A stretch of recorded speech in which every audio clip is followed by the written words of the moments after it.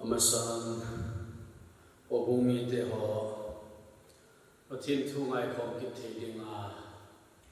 pakaya puna sanpha imu thei ki ta jing'in pa Pathen thangwa na kai pein sule muntina Pathen hu khom na te ho ha sat na ji le vanoi le sin na za chum je boi na te ho jin oil kai khom na te ho thei hi jong le Pathen ni khu na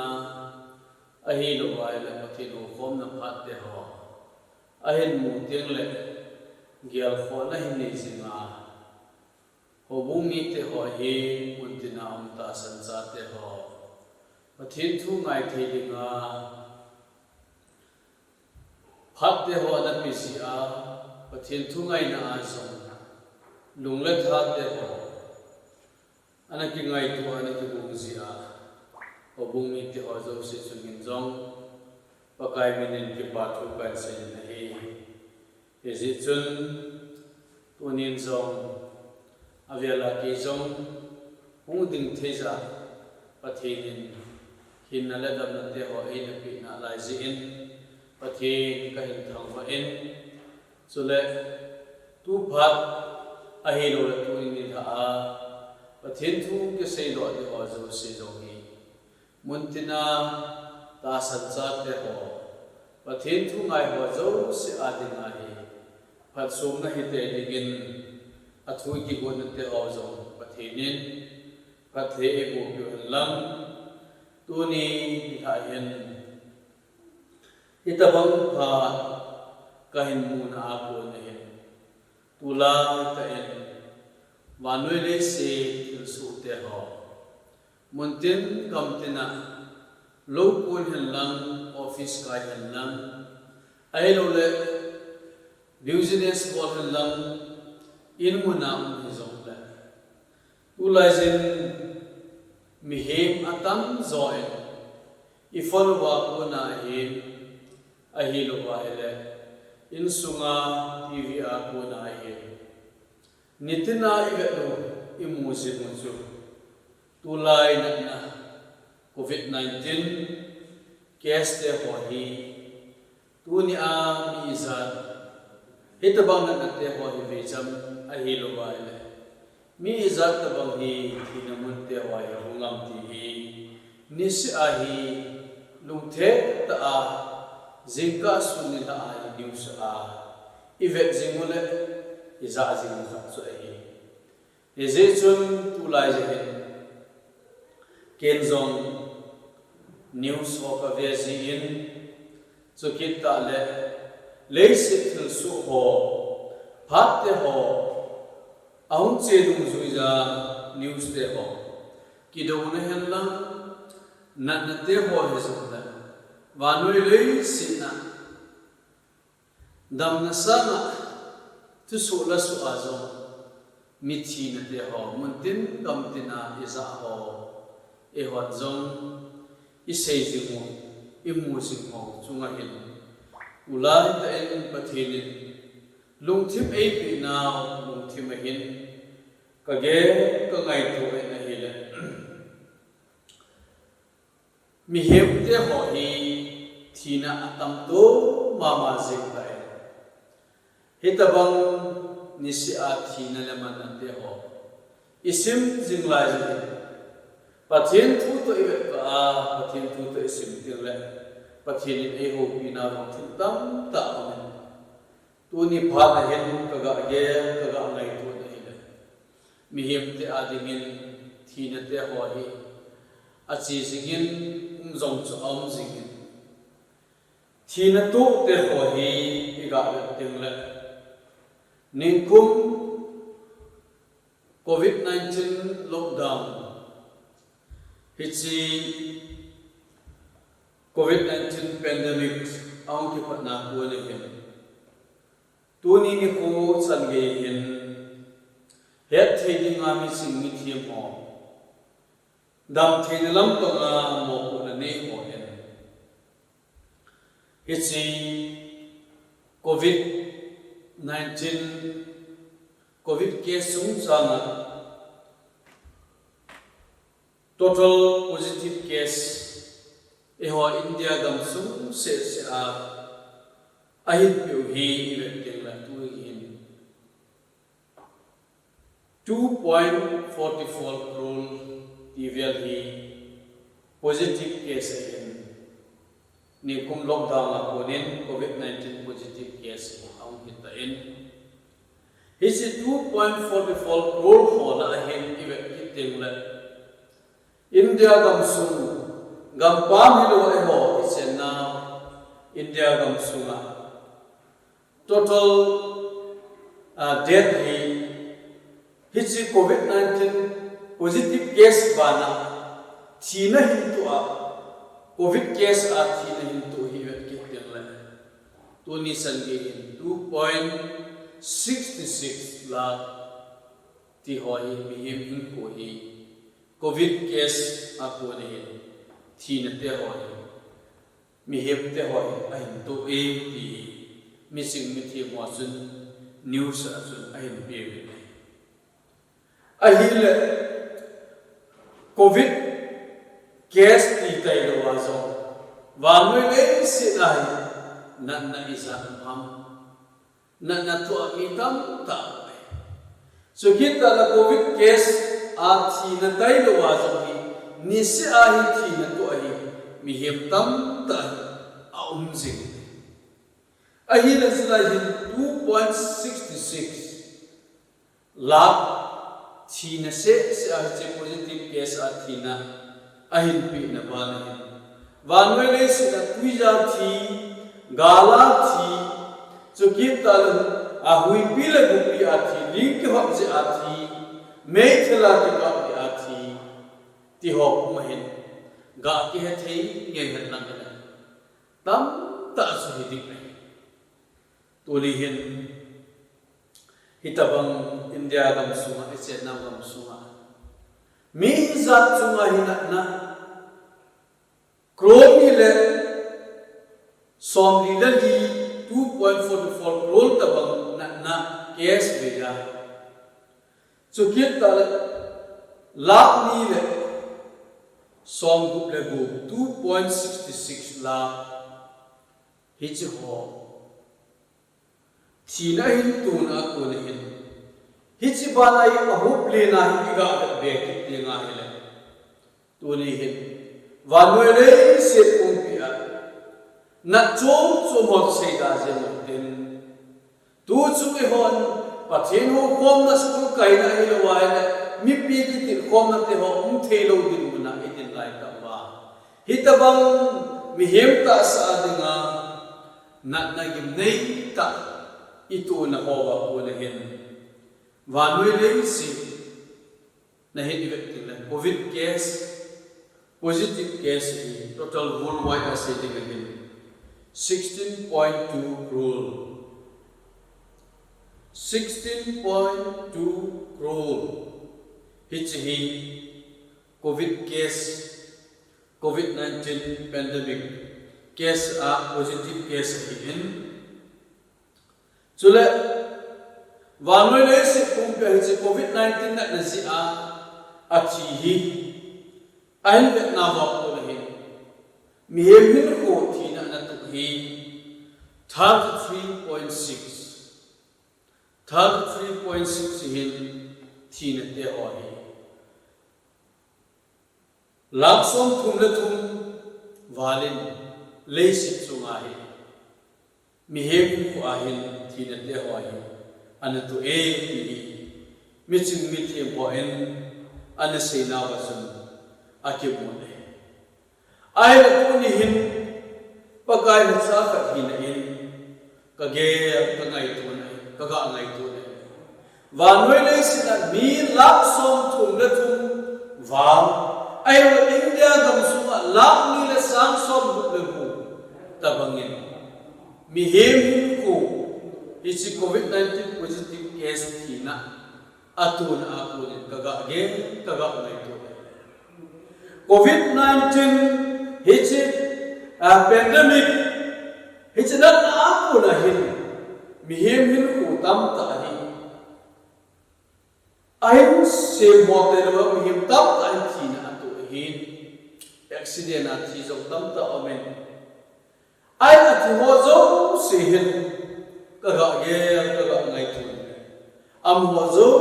se hi pakai to kilam tu yu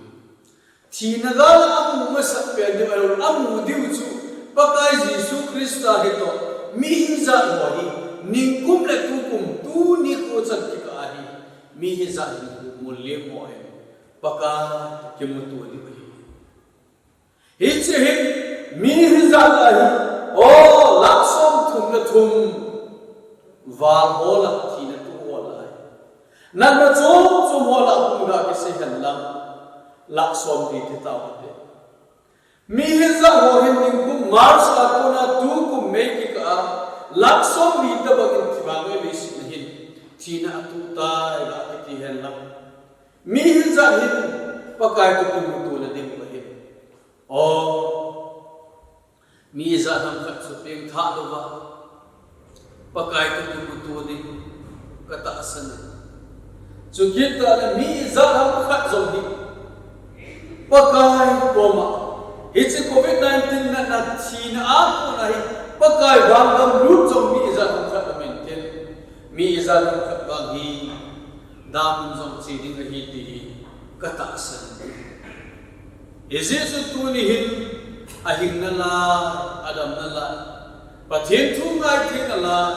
Pathen thu za the na la Pathen thu mu thei na la ko e ko za na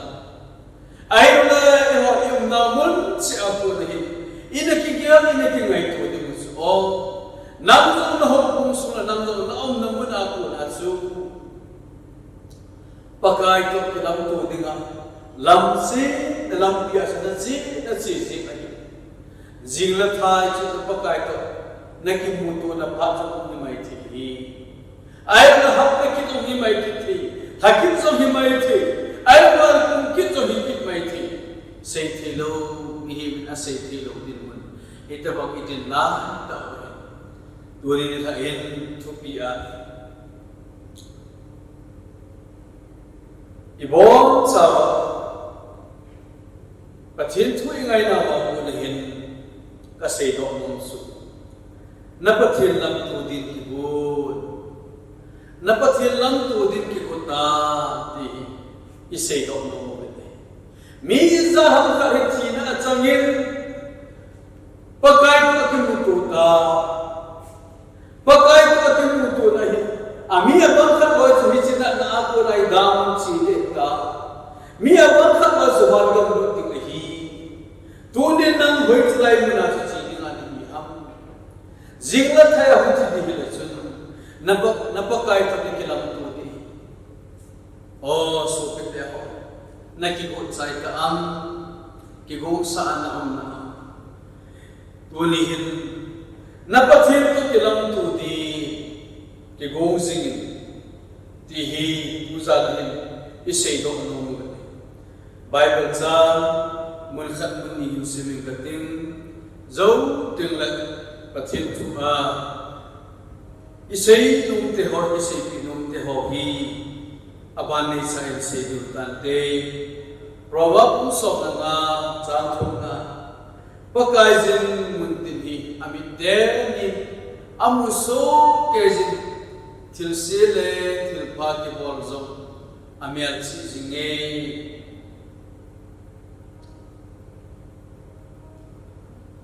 Amos bungli chang somani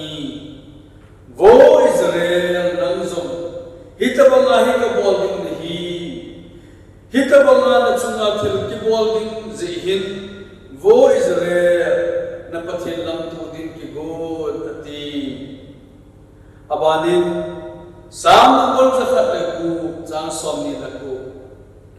athil bol hin pakai athil lung hangum ala uwa gam na hisse ahum lakta atu thing sim do na te ho ibo sa ba dingin Pathenin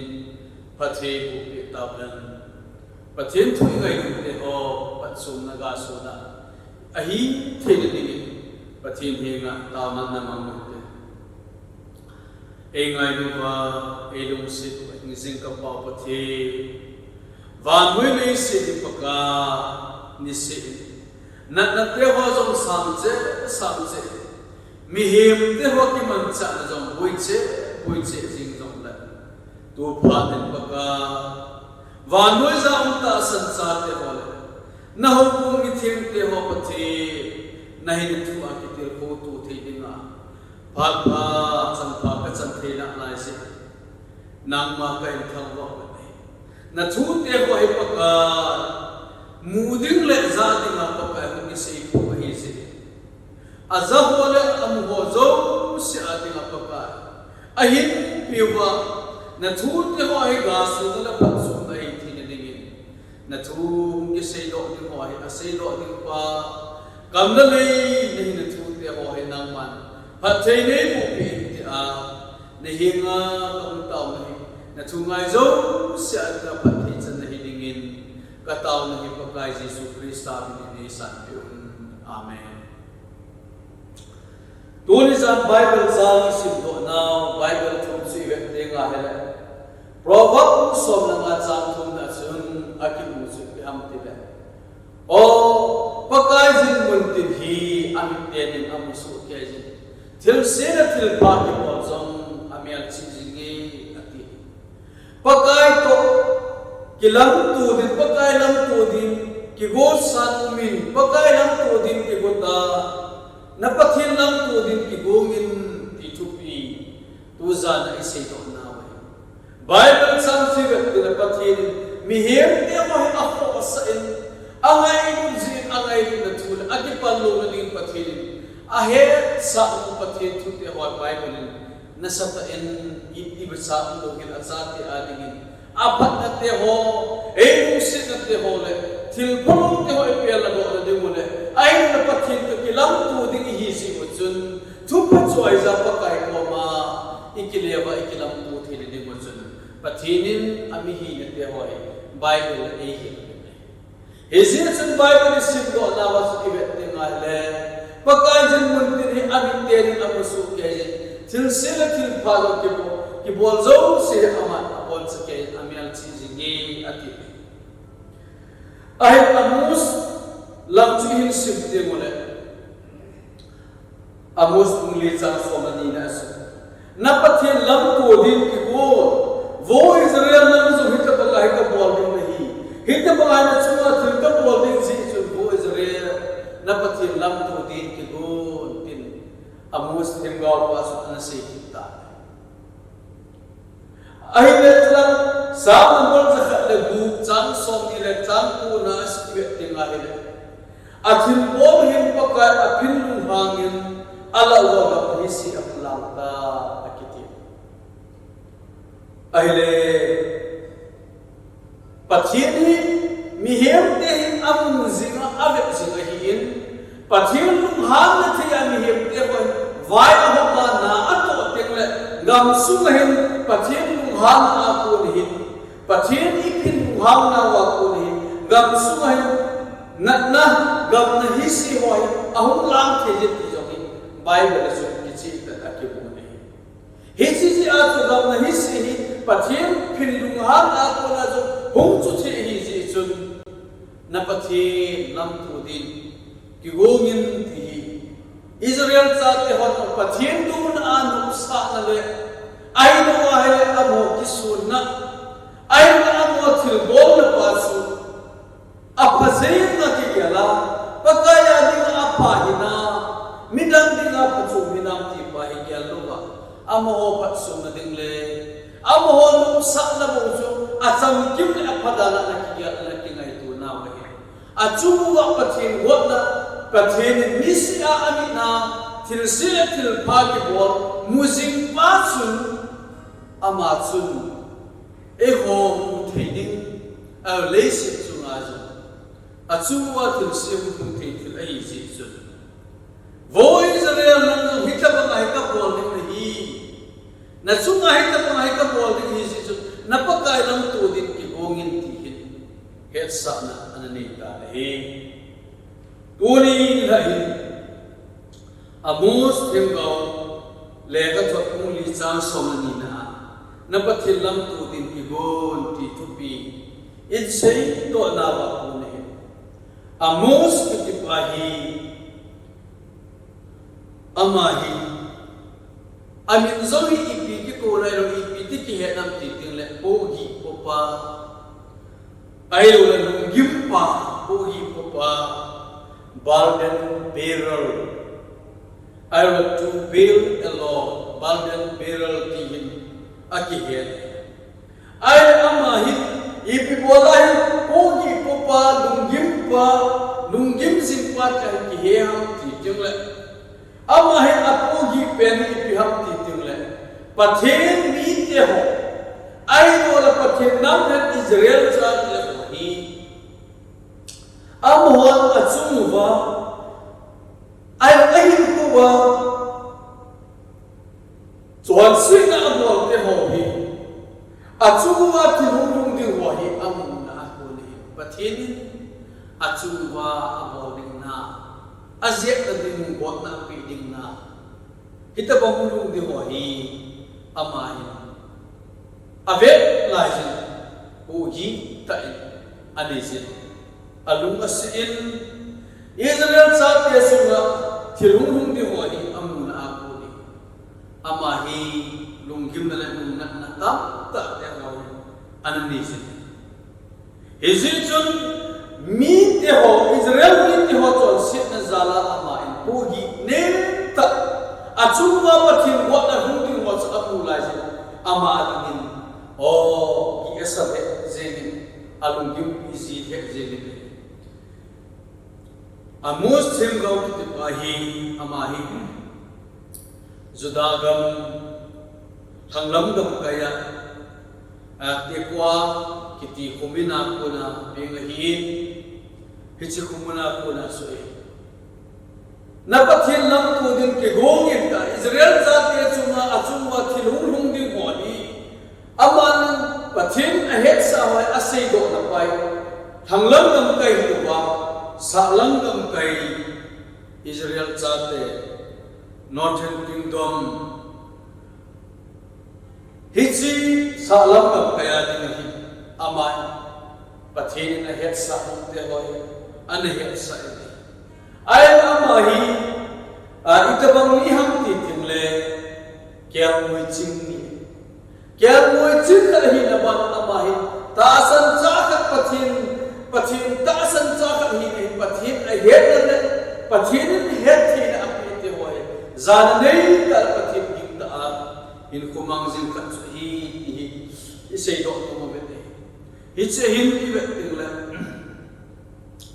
amai salam le gam ma Pathen thu agi hilai sa hin salam le gam Jeroboam ani sanapa amai le vai pulai ai le hi bhak lai 786 ai lolas apana 746 BC velai Jeroboam second liang wai anak ko hiti aman liang wai hiti BC 786 ay wala 746 ke ka sunga liang wai ko la ta hit hiti gam sunga salam liang gam kaya Israel sa te hoin no asane zemovit Amos Henkhomang le ka sa suhi vet te ngai amo hin no asa da misu azite ho amo zingi o bongchal thauta ta kiwa bangahin ahoi thi he zingon nu asa he zingon ahin na amo hin no asa paule ahoi thi na ba ko nahin aboi khat chu piham ti ti la amo hin adam laizu ahoi laizu ni le cha ani ki laizu boine ma sa mahun ponte hitabang bhakta tu la hin itabang na tewa ai ro la gipne na gam na hi si te ho la vanu le si boine te ho zo hung lung ponte ti khop le wa hin ko lum hi Israel cha te anamang be hi hitabang aman nai ta wa hin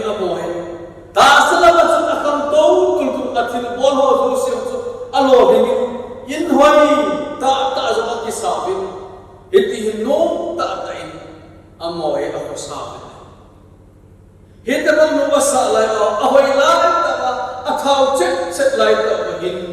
amo ading abui pe ni piam tira holam pathian ahon na lampo pathian ho na pai na sa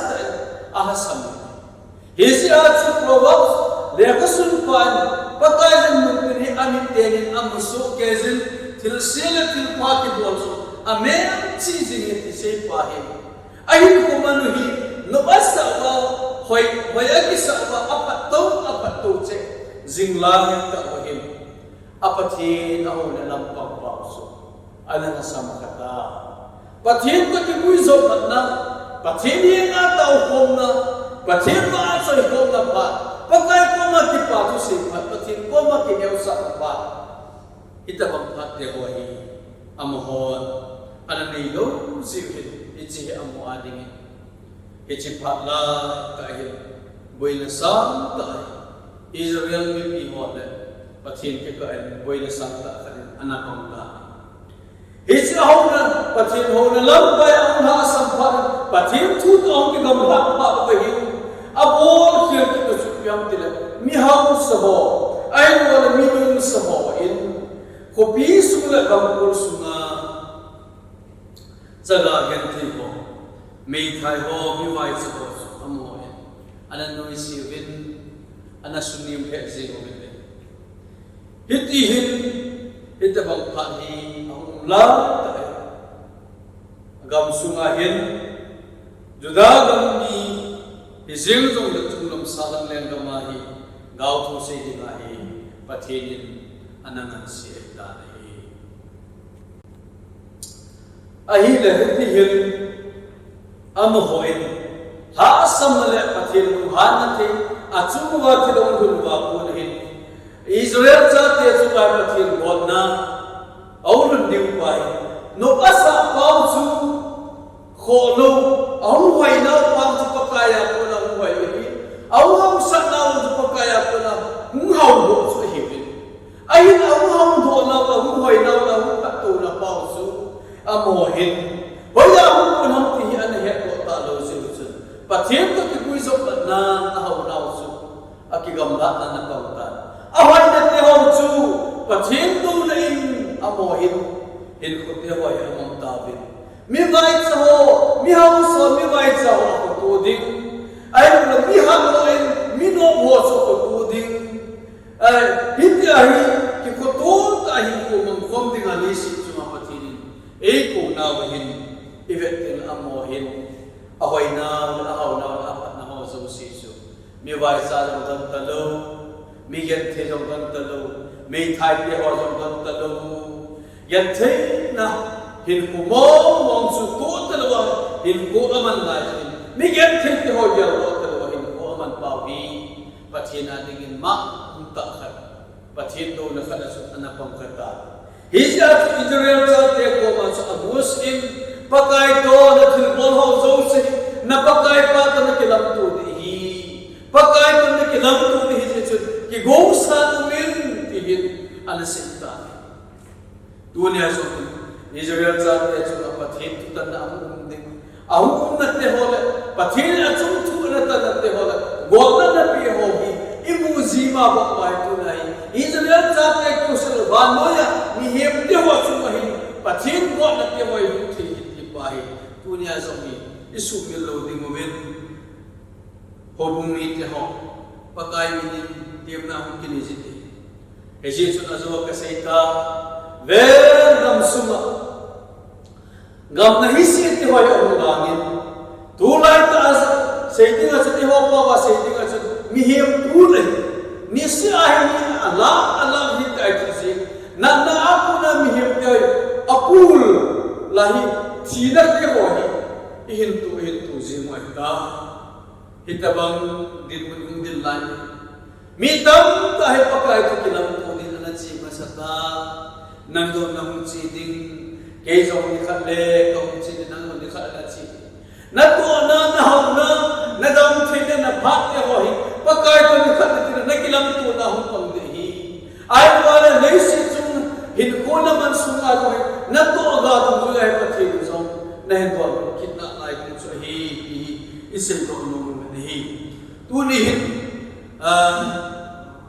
Amos thêm gạo lẻ khắp ác của hình pakai tu na kilam tu di hi pakai lam tu di kigong atin ahin achungwa thutan na kung thei til phabe bi kain se do no me ibola sa amos thêm gạo pa chun o pakai thutan na hin achunga hung di hi ai na pakai tu kilam tu di kigong ati ham ti til thutan na achunga hung thei til phabe panam ezin chutul hain pakai pathen lam to din ki gomin ti to bi se do na ba ko ni Israel cha te ho sa lam gam kai mi te ho zo chu pakai to kilam to dinga tiam na ani lai ta azin chi pam ka achuma tutun tutan na arun na di azi no azi akhat na chu amoy achon se je wa chu wa tutan na Bible simbo nawa pakai ni himte amo pheda hipon athil o ho zo si do ane akon alam ha ho zo se apon se ke ama ame chi su ke tin age se ji pakai pathil amel chi jing na him ko ai la pathil amel chi jing na kum le ha asuk na umlo na pat te ho zo asuk na ba na to te ho zo Pathen chana theilam pin zo te ho pathen asu pin ngai lo o thil sin bo na te ho jom sin na bo na te ho la ya la ngai to te ho zo phat pi te ho zo apon sa ke ja pathen apon sa ke amian si si Asia chu Israel cha te ho chu pathen jom sin na abol pau chu jom sin na ki chu pathen to ki do na hi chu pathen do na jom ki na John sit na abot pau zu pathen ading dei lo ta ma ta til khana hi ta je chun a John sit je wa ha mo chu ma chu ni pathen thut na na hu hi ta je pathen ni na chu chang he atan de hi ta je a chu pathen to kilam tu di ki gu na sit ta John sit na lam pi hi amhoi chuan sin na ki hi thil tam ta hi mi hin ko en chuan sin na ki ti sim the au me Bible as le ke la chuan sin na wangam lu lo ho dinga abol chuan sin na thil tam ta hi akisi e jong la tul khai pakai ko kilam tu ding nam jong le hi ke jong pakai ko kilam tu ding no mi za ham ka chi pasata John sit ai chu na na dum si John sit na to pa hi pi John sit na pathen ma the na bol ba achum wa pathen chu tan nahi thum ki go ham i bola pathen achum thu he tan gur ham John sit ya tan gur hi i ta bang John sit na bol ham hi aban ban ni chan i bet kit te go dong tim na ka ni dong kit ni John sit na bol pathenin Israel cha te chu ama ta John sin na bol na akhat na mi ha ti til le mi hau so ho in mi vai cha ho asune kha je ko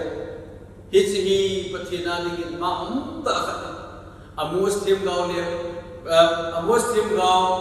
le ka sut na ko ni akim hi ji chun mi hau so ho mi vai cha ho asune kha je ko ki ti pa Pathen do na khat na pamta Asia chu ma noi le sit him mi vai cha zo mi gem the zo mi ham zo min hin mi him de wai chi so mai Pathen phathi em naw le em ku naw lam zum so do le zo hom suma Pathen phathi ko na zal Pathen hin ku ma pu na zal mi ham sa pamta zo min ai lo wa le Pathen haw na api zo ama ki wa zona khallam ki service api zo no Pathen haw sa ei ki na wa ko ri ve tenga he Bible he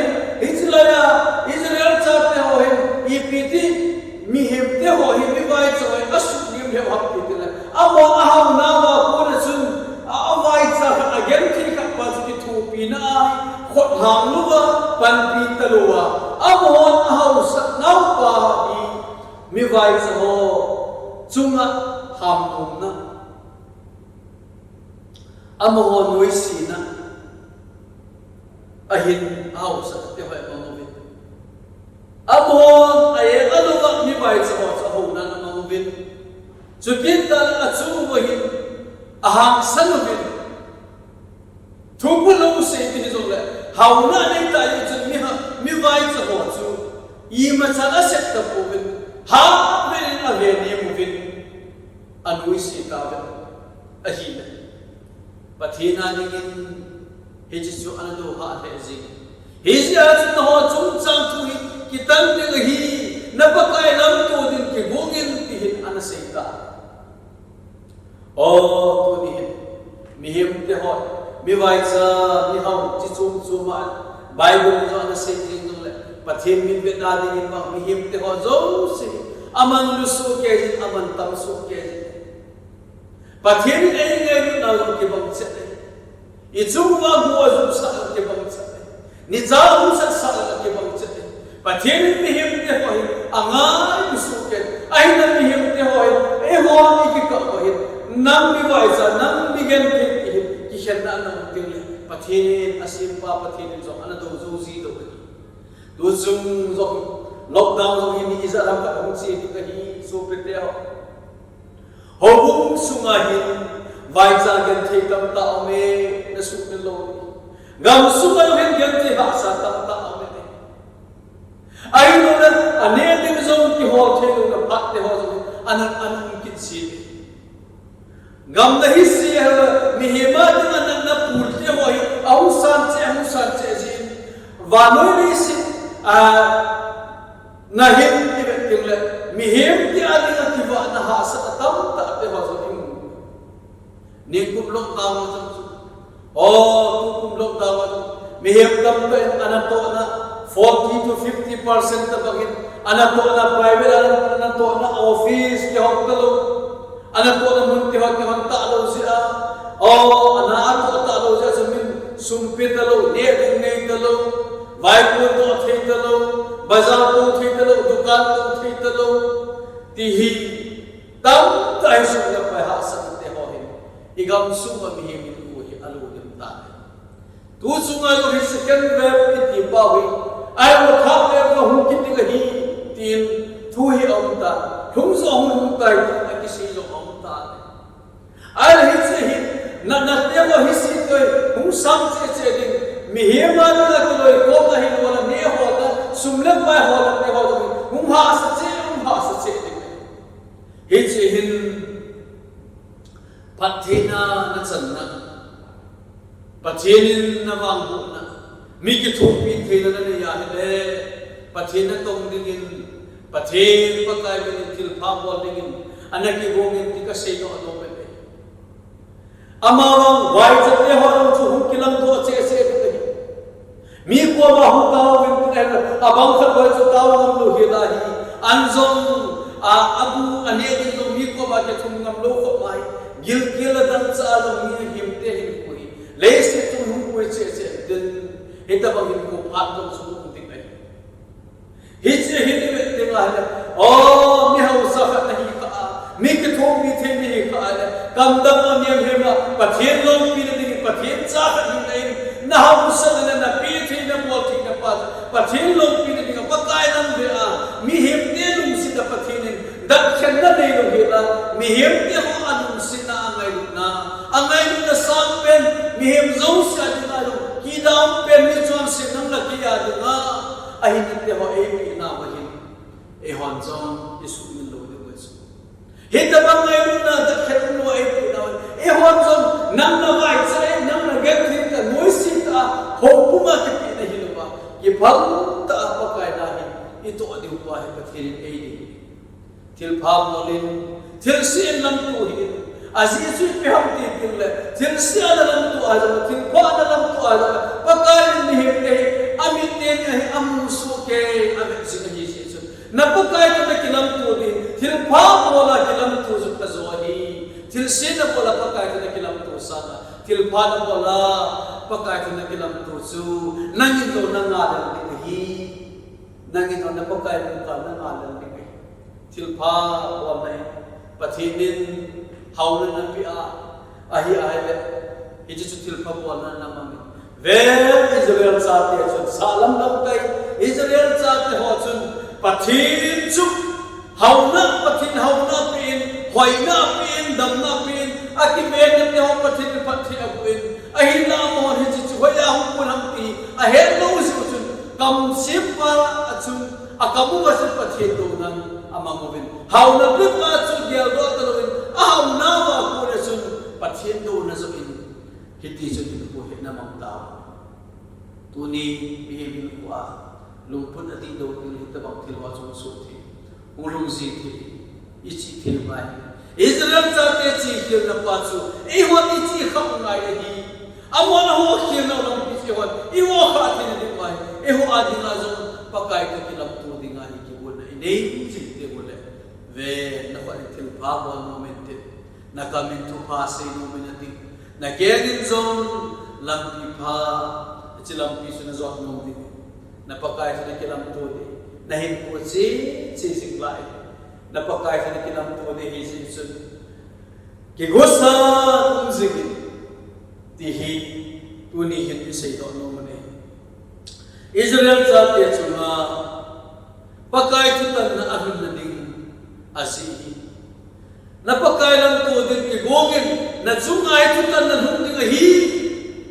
hitai Israel sa te chunga abol ding tu tan na abol ding hi na pakai lam tu din ki gogin ati akhat na chu sei ta ven chuan sip ji a hi a chuan sip na chu mi hau sa ho mi gen the mi vai chu asunim the jing ve pathen se ma hi ti na ya lo ko ve ani na in sum kol vi ho akita ta ko ve na hi amos pung thum chang ni amos pung nga chang sagi it's a sum kol vi ho akita ta ko ve na hi sum kol vi na apuna kita lo sum na pa ho la apuna kita lo asawi sa una kuna pakaya din kita lo amuna akuna pathina din kita lo pathina dinga thiat ta na to alo dei lu ta pathin do na khana na paghiti tuni isu lo de ikitiam no we Israel sa te chunga pathinin soma khat mai cha thil tu izaka te ho na pakaya din pe do zin ti hi pathin cha ka hina ato din tham te ho ana si Israel sa te hi Israel amus thim go amai asai go phat lai ja salam dam ka Israel sa te aham thejin athil ko to salol hi business ka apol alol hi asum ko we te ho to se alol hi to pe ahin amuna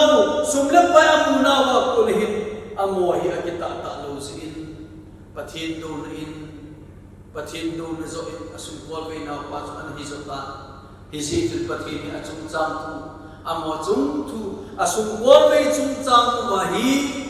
pathin ni achum tu hi atan ding hi pathin tu asum anam ta napakai hi si chu napakai lam tu din ki go tin ana sei ta tu ne zo hin pathin sum ko we na hi lam chu e pi vaduma ki wa lo min nel lo su wa min gari ko la ki wa lo zo min ai ko la office ka ya sum la pa ha la asum sam zo la ka la lo ko la na to zo min hol nei ko la ki wa zo me zo min dukan ko zo min sum ko min hi lam chu ba hi e ho in sum la pai iki hin su da de ko hin I hol min iki wa win iki hin so pathin zo pathin win nang ma zo pathin na mo tu ni sa ni na sum kol na ve na sum la pai na hol na ne ding an na don ding tu to la abhat sa na ki man sa na kham ni sum la pai to pathin na pi na pu na hi pathin acha kan hin a hi so ma kha mai cha kita ta an sum kol ve na ko na pi ding pai nang ma na ko ro zo jing na am na bol sim na nakikhol nakigal pat kita ngai tu hin lockdown ta na sumla pai mu na zona samai ti ai lo bang khat ba su lockdown su mai ni dam phat dang sa la su sumla pai kam ta ta mu zo im mai ti hi patin patri pu na zala e wa na bang khat pe to mai ti is it on lockdown na covid-19 pandemic hi abang khat ngin chi na hi abang khat ngin nan na hi abang khat ngin ban kam hun na hi abang khat ngin mei ki hun na ni ko hi ai wala abang khat ngin hau na hi abang khat ngin vai cha na asu sa hi zo ma tu ni ha hin ka sei do no si bi ha ti ting la na sumla pai na ho na mu na su o hom zong la tam zong la pathin in da ban phar mu zo la na mu na ko ni kita ta ana pan jing ding pai pathin na ni sa mi bang khat wa jin agyal angai tu na ana zaw khat su I piham ti ting la hawin wan ki kai la wai bola so ma khat ka pi di ham ai lo ho ku lam kai ham I bola hawin wan hom lo wai bola mai cha ai lo wai le hok so mo hi angi u ham ase ju ham ti hin ase ju so pi na yal ki kha hi a he atha pe na yal na tha ngai tu ki ngai nangin hok so ma pi lo ja ju ho bung la pakai chu vai chu so ma ai lo wala nang hok so pi lo ja chu pathin chu vai chu de hi ko ni ai na pathin a cha kha hi na hi ei se chu pi ham ti imu na wa ko nai kita ta pakaya ding apa ni la du pa hi pathin ei ni sa zo su hi tunin ho bung in a thu mai ko Charles Secretary and Pastor and the get tunin na sumuna ako na so makhat na pi pa ki thu mai ko ta san sa ta ta san na pathin thu ako na pathin ana pi na ko ana sa wa hi sia so na kita lo na chuwa sa pathin thu ta na hum ka het na le na nga ding a thil palo pathin ko na chan sa na chu na pi ding a mom ni hot pathin pi en ka lam ka ho pakai ha cha ka hin nan sina se thi na pi ho hi asina mai ya lo ding hi ti ho ka se to no ni Uli nakiman sa na lamha na pathin na imut sa na tho sa ne na honin na mu sa na ne sa na dol sa pathin hui na pe hi cho zo se tu nei hospital mun zo sa hui zom cho tho ding te amin a hol le akim mu zom ta oxygen hui aba na tam ta hi mai ta ni pathin na na ding hai ko na cham kim ke ja man bi ja hui na upin ha masala pata pathin na ki hin sura ding agyala angai tu na it nei lo ki la pathin na pi de ho hi tu ni na su ni lo ding ka tim no ma pathin na nga ding na ta azing na hin putte ho hoi lam sing pathin na su kol we na lam pi na si pi sing mu the na pi sing hi o nang ma kita ta hi na pi lo ba kita ta pa ka na su kol we ho ko nai it na ima samu hila nam mai kita na nei pa na pi ra ko ba pathin leise isim ti la pa na ba du ni si hau na ho pa hi a hau na ngai pathin hau na te hoi them khat sa na sam ko so pe te ho chi na ho pa hi a chi na mi za chu a pi ba pathin a kun chi na hom tai ki za khalu hi pathin chi ne chu azat a hi za chu si a hau na zo azat ahoy na zo azat mu sin hi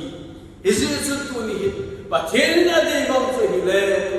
so pe te ho ata san sa kha hi na isu kwal vi na imu thi na ba ko na kita ta panana sing ni na pi do sing ni pakai pathin ade ji hoin ko te kha hel lang pathin o ko ma phat te ho hi mu ko te hi so le ho nan ne do la te hi ki no ka de i de hi hi se pha hi ko te hi so le pathin na ni na ma pathin na chan a ko na sun na ki la a hi che pathin pathe ko ka chan a ko na hi che hi ka hop so pakai yang ka ma ding a muthim ka ma na hi che hi ya nang ma na bol lo wa bowling ki mo ngin la na bol sa na tu su wa na no pi kha hi tha ben tha kha do ki den nam lockdown sa hi ma jo si ki lockdown ka hi ko pakai na kai kilok dam ho hi Pathen na to na pai na pi ko ki thu thu de dingai Pathen in tu ne chan ya hi nei ko te ho hi a hoi da ma Pathen na bu ji hi ti hi na su lo dingin ti na kan ji hi abanin tu ni hin oil kai kom na te hom te hi zong da mi hem tam ta hi ko ji jing lai ka ngai ku ta ho ko mi te ho ai lo ka ngai lu ta ta san sa te ho hadam ke chal ko pi ho mi te Pathen mi te ho Pathen thu te ho hi in te ke de nam ma chu la jong gao sa ni ka no po Pathen thu jong ano po hi sia chu gao sa ke san na thi ho le ai lo Pathen thu tan na khau ta ang thi tau ta ho a na hin Pathen e pin lung ha ke thi lam pi am kha a he jong le pakai ko mai ki lew e ki tha sim na te te ni mai ho in kai ko ma te ha um hi jong le lung thim po na ta hi pakai lam e ho a di a ke ve ai Pathen thu ki se ji sam number azoi sim ko na zahat le bu chang so ni le bu na su athil bol hin Pathen aphil lung hangin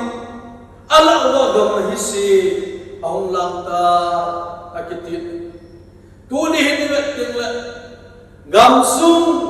gam na hi si hung lam te ho mi hem pul lam te ho so hi bible to ivet ka tina tu na hin nei si sunga lo hi Pathen chu tan na ho Pathen lung ha na pa hi Pathen mi hem te ho hi ana to athil bol la ba ko na hi Pathen ni apin lung ha ta ti so hi gyam chi kum se so hi ka mi hem so na ve ting la mi hem te an ta in ki chat na jong ni ta lo lung kham na jong ni ta lo boi na ko jong ita ba ki jong ke mai tu ki jing ding a ki gyal ha a lung kham lung ko na te ho gyal do khop ta lo mi him te ho am ta Pathen Israel sa te chon khil na ai hil na te ho Pathen thu a hai ki se te ho e ho ba mo chon khil na pa hi ab chon phan na hi iman do na te te ni pa hi Pathen chu wa hi alum han lu ding ai kun ni ra zo hi Pathen thu ta nam lu ding ni ko khat lu ding pa kai ki mu tu di hi si wa su Pathen ki mu tu ma sak wa ki go sai jing ding wa Pathen thu ta na azi in se na chu ma su mi hau sa ho mi bai sa ho mi gen te ho asun nem he je mo ve sum ko mi ho ki ta ko ve Pathen alum hang ta athum na hin tu ni hin ka sei to ki tom chu pe hau ti na thutan ho sumgu anya hi akit kit amos bung chang so ni abu amos bung ge chang dia pa chang bu chu te vet ting la Pathen lung hai lung te ho la tu ta Pathen me hem te ni sai study abol si asim si mi zat kia ma mer chi so ke hi mi zat nam ti he so ke mi zat lung gi mam mi zat athu le la mi zat boi de mun am ti ipakai Pathen abol se ke a he so ke am so ke Pathen mun zo sia Pathen hi imazo se tu ma thani pa Pathen hi ti kisi ta ni ki pu hi che hi o pisuma Israel sa alam dam kaya Israel cha te ho chun Pathen api kham wa lo chun ki pa na Pathen thang la le so ma khat ki ta na le sum ko mi na wa ko ki ta na sa na chun amwa na bol ki pi ham ti til le tu tal vai ho ma thil kha na pam pu chun alugu wa ge la ngai tu chu kam ti le ne pu ti ne do din ti bo hi agya la ngai tu ki ta wa de COVID-19 pandemic zong hi o dung yang thim lo ta ta ading atsin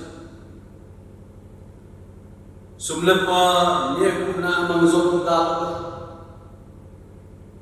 mi bang khan loi sum hol ma senga ni loi zong ta lo tu ni hin ne ki ti hi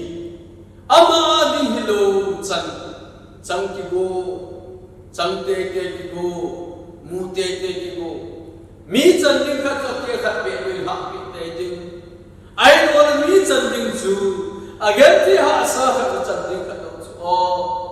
ama tu ta hi lo wala bol no lo boi pi no lo ti so kin au bin eje chun tu ni egam sum wa heta bang boi ne te ho sam che che ai lo le gowal me na ko na skim sum sum ha san le gan thi ne ja sum sum ji a ko na ja an sam hen lang bom mo hen na hawa hen lang thil le no gen ti ha sip pe na anei zo lu ho adinga hong ke to hong ke se to tam ta mai thi tu ni hi chilam pi as ka din kha wa jo la ne bu ki ti hi pathin adei ko pathin apal ko pathin thu no po Hiji hinda bahi Israel saate hon nebu bolte ke din chon kim te ke din mi khat thil chu ne do te ke din puran ne chu chu pathen na mo chu min gam na hi si te hoi ananan sa in pathen kum hai na na tu ta po bin hi tu ni hin hi cho them je gam su gam na hi si te ho na lang ji a chu wa ta na te hoi ana um ji hiji chu tu na hi inai kham sum la mi khat ke thu pi the ne ne ti lo la ki pa ta ki thu pi the wa ama wa ki pa na jala ei pi nu thi lo ma lo na thu khat hi ama wa anei mu ne pa ne nai lo chak nai lo ma e ho in ne gu ne ding ti wa pa chen thu na pa lo si tu ni yum na hum sia o pakai na chatte wa lo kum zo lo mai thi ho in na no pathin thu na ngai ha lo mai thi e zo na pathin adei lo te ho na ki kam se a ina bol kha na kha zo na ina da na te wa pakai na hi tim nom na hi ali chan na hin chon se na ana bol ji wa pathin lu han na chu wa thu tan na ana hun na azi chu pe ham ti ting la azowa se ta mi hau sa ho chun am ho chan mai ingai ri ben au vin kui ma sa ko sa ta ko ben mi hau sa ho chu ama chan ingai ri na ani vin mi dang ko sa ani ta ko ben hi chu pathina ni dei lo tai anum ta ne azon lama angana hin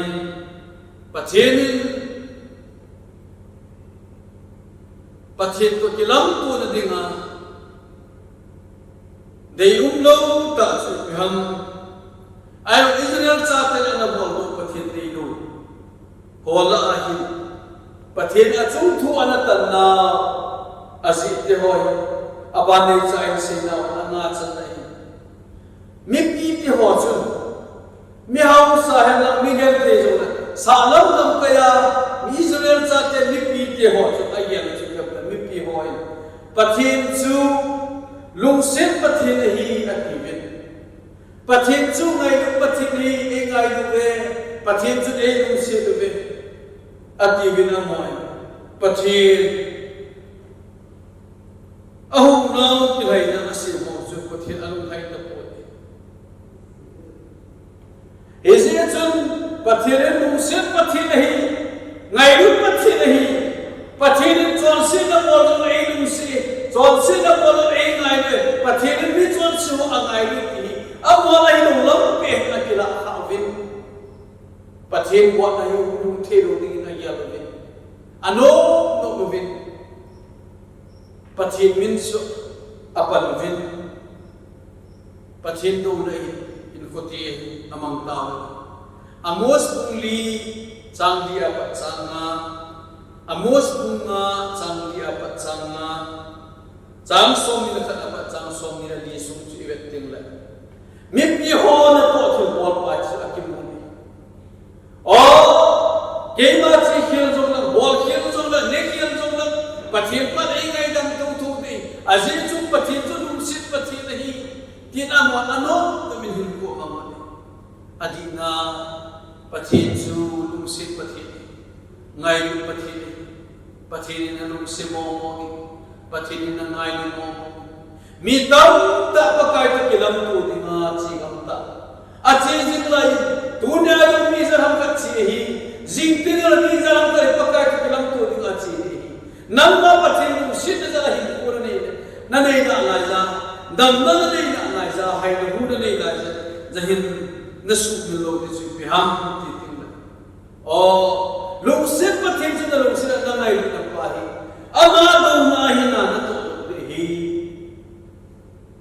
Israel chapter chu pathin sin e lu sit na we tin ano nu na so pathin lu sit na ke to lo pathin lu sit na he chin ho chu pathin anu sit thi ding na hi atong si pathin lu sit na he hebo ai akile ro na wala ho so tu a Israel chapter pa he o anu ma so na anu ma ke he ji chu pathin ni nung thai lo tunin igam suni vetil la ona ka sa ji ne mi patam ta binu tam ta hin ko hi vetil la o testament na pathin thutan bang hi tu khang hi thutan nahi ka ko ko na hung se hen ti ko do hi hung ta le ti ko do hi um si ipoda pe se til la azizi pi ha ti til la mi tam ten ho um sunga ai na pathin ngai ru pathin ta sa hat ta hi atia ai ko ama no no na so ho um ki mai ko ngai pi ha pathin tu ni pi se ha pathin ni pi di ha pathin ni pi pol ni ngai ni sa pathin hoi la mai so la pathin ni ngam sin e pi ha pathin ngai mun nan e he sa hi pi ha pathin ngai mun nan to ki hon khom thelo i pi ha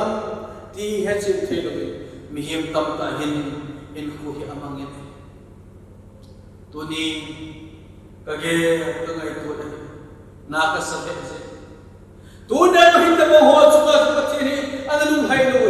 Israel chapter pathin chapter kahi pe pathin nam na ni na we tin anom nu ma chom ta pathin amo chung cha he na na chung cha ma he na ho hi na chu thu ka tan hi Jesus na pakai lam tu din ki go atin athil bol te ho cha hi dunia so hi nang la ke ta san sa kha hi na ei lu si do pathin ahi jingi apathin e ngai usi e kho sa ju e ngai ru na le e kho sa na te ho hi na la ki jin so ni si ai apat na te ho hi isim to jin thi din phatam ta ai pathin e pi pathin su ngai ru pathin hi lung sit pathin e ti a pathin e ngai na judol pa zo ngai dam jin ai ti a asia hin he asasa judon man jupol bunana si a ai bane ku zohi pathin ei ngai dam nan tin tia pathin chu he na sa sa na mai chol sin te bol na na lung thima pathin pa na ke ka na te ho na ke pang pu pi a ka sum ko mi na hi ka pe hi so ma khat te ho mai sam te ho hi missionary adi mai pe hi zum na pathin chu lung sin pathin e ngai dam nan te ti ai nam mai a phalam ma na ke sal ai ma na lung chi ma na lagaw mo nai sai lo ta pang ke mun chu na din kha mai thi to ni ke tha ko ngai pathin lung sin pathin ngai lu pathin hi ti le het sin ai na hau sa na aku na ni din ton din subla pa ni na aku na mu na aku lung set thêm pathin pa kai ni na su nam ma in na ngai lu pa la na ko tu pa pathin lung de su in ko te ho hi mang do de ke ko min na pathin ei lung set ei ngai lu ti ai pathin sa kha di na sum ko ri na aku ni kita ta in ko mangin na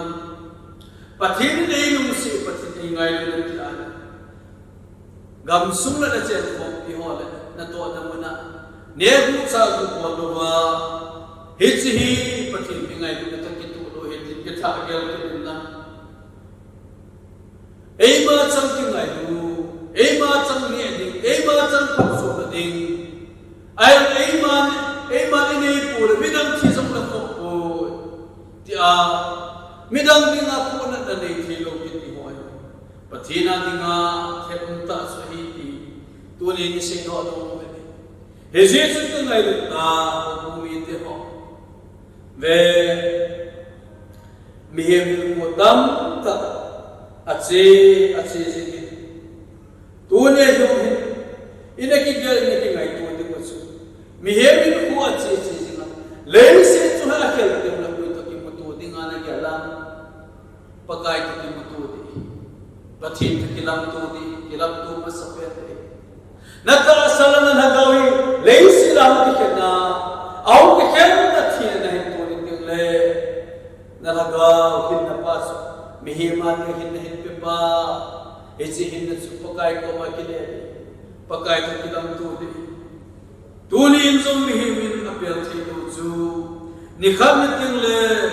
na pathin to de ki mu tu ta salama se in pin tha lama tu nai pakai to kilam tu din nahi mi pin tha lo nahi aahe jo le ki phalam hi in ti ka se ji pathil na ho pia pakai to tu chu covid-19 nahi nam nam thi na hum chang ni na ai ma athi ki ho la hai ana zau ka ti te jo hu in ta le chu na pakai to kilam tu di hi ban gam na nga na si ni na me di na si ya pathil to kilam tu de ki mi ping tha lo ni a jok le pakai to lam tu di gyal lo na iti ni kilam tu di ham nang ma ki gyal ki ngai tu na phat pa pe pa bai pe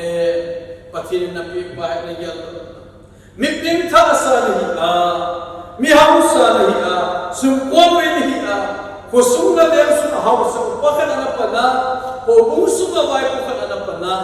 na in sunga mo ko na jam khat nahi a ai na society sunga din nahi hitya chu lam kai khat ana pana panmul khat tu nahi ai tu ni hin na ki tha yala na ki ngai tu o bilung sit pathin su na lung sit na he sa lo ya na ha sa nam kha ai lo ke ma he ka tu na muna ko nahi pakai to kilam tu di kahi pai na gyal do a pathina dinga nang mai pakai lam na himbela pakai lam ma he ki su di dingi tu di ni se do no mi di tu ni tu sai na ka se do no su azul ma kan se ta ni kum mars na tu kum mei kum khat wa be mai kum khat la ni su ma di ete bang na gam na hi se te ho hi gam su hi an lu dikta India gam su ma zo 2.66 lakh pakai to kilam tu akimu tu hi ta wen dunia zo mi za ram khat chi hi alag chi hi van noi le se de 33.6 lakh ta ba thina to ai tu tu as an active case thidin na veya ni kam ka uma pakai to kilam tu pakai ta ki mutu dingi mi zaram khalo ne alani ko chi din nang pha zo hum the hi Jesus tu ni hi tu ni inzo mi hebe na pya thilo ni khati pila thil na tu a pakai to kilam tu dingi hi ta je tuni mihau sal nahi mai thi mi vai sal nahi mai thi sum kol me nahi mai thi o tan mai ho man non pat mai thi ama cham ti kai nahi mai thi hi tuni na sum lo pakai mun tin hi an te na mu su ke hi til se bol til se le til pa ke bol abol se ke amer chi pathen hana che ajami gam sunga hi gam nahi si te ho lung che hi tu sunga hi gam sunga gam nahi si mu gam te ho hu lung te ho zo hi pathen hana pathen ki pin na te ho pathen ki pin nu hana te ho zo hi hu hi mai thi chu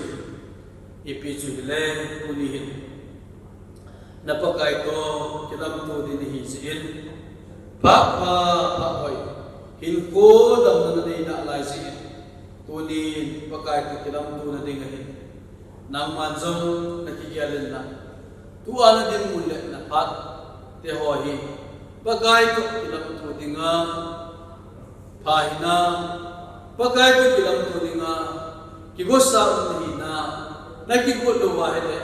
na lin na ha sa na ke to khai le khai ji ung thong ga lam ke hi pa kai tu kilam tu de hi galat to ka til bol ko he dan Pathen ek aku na kina khanam ti pai na kigela nahin ko ipakai ko kilam tu di ke go san min pakai ko kilam tu Pathen te kilam tu di ke go ta ke go jing'in pi athupi ai se no te kilon montina hi che thupi ngai ho zo se adingin Pathenin athui se no te ho hi ibo sa ba dingin